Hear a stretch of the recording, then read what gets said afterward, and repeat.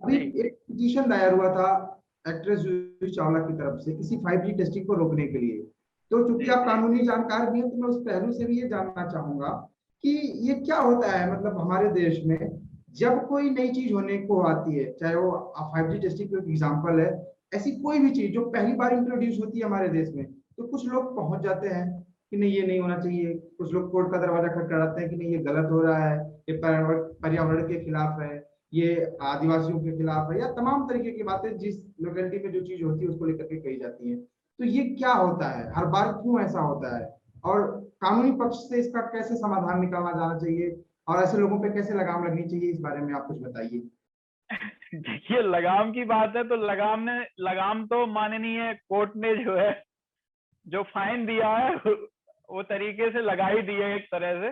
तो इससे क्या है, आने वाले और भी लोग जो इस तरह की हरकतें करते हैं उनको एक सीख मिलेगी।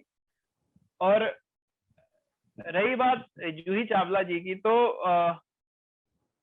फिल्मों से गायब होने से गायब होने के पहले वो एक अभिनेत्री थी और एक अच्छी अदाकारा थी। हम लोगों ने भी काफी समय तक उनकी फिल्में देखी और अप्रिसिएट भी किया। लेकिन जब आप सिनेमा से चले गए, आपकी फिल्में भी उतनी नहीं आती हैं, या ये कहिए कि अब आती ही नहीं है, तो अब अचानक से आप पर्यावरण के जानकार बन गए। मैं एक अखबार का आर्टिकल भी पढ़ रहा था, तो उनमें उस अखबार में इनको टाइटल भी वही दिया गया था। तो मुझे बड़ा आश्चर्य हुआ जान के कि ये अभी तक तो अभिनेत्री थी, अचानक से ये कैसे, मतलब। तो सबसे बड़ी बात यह है कि अगर आपको आपत्ति थी तो आपको सरकार से प्रश्न करना चाहिए था। ये एक प्रक्रिया होती है। आप सरकार से उत्तर मांगते, अगर आपके पास प्रश्न था, आप सीधे चले गए कोर्ट,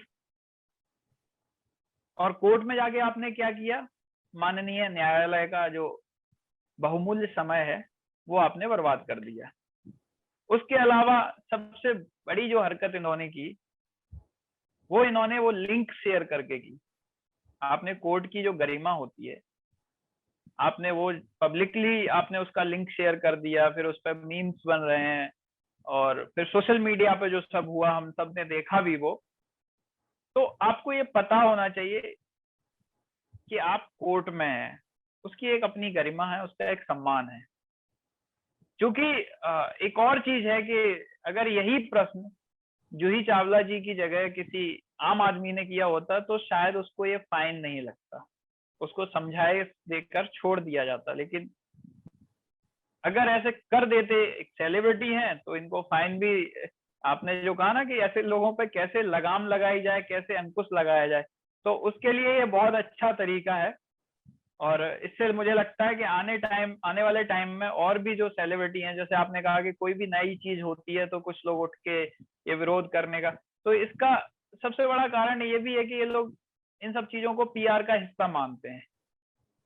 इनको लगता है कि इस सब को करके जो प्रसिद्धि हमने खोई है या जो कम हुई है, जिसमें गिरावट आई है, उसको दोबारा से बूस्ट किया जा सकता है और उसको फिर से पाया जा सकता है। तो इनको ये समझना होगा कि ये सब चीजें जो हैं वो प्रसिद्धि का हिस्सा नहीं है। और जूही चावला जी एक अच्छी अभिनेत्री थी, और उनको मुझे लगता है अभिनेत्री ही बना रहना चाहिए। पर्यावरण के जानकार बनने की या अपने आप को ट्रांसफॉर्म करने की इस तरह से तो बिल्कुल भी जरूरत नहीं है। अगर आप पर्यावरण में प्रेम रखती हैं तो आप पेड़ लगाइए, आप उसके लिए कोई मूवमेंट चलाइए। इस तरह की हरकतें करने से मुझे लगता है कि बचना चाहिए।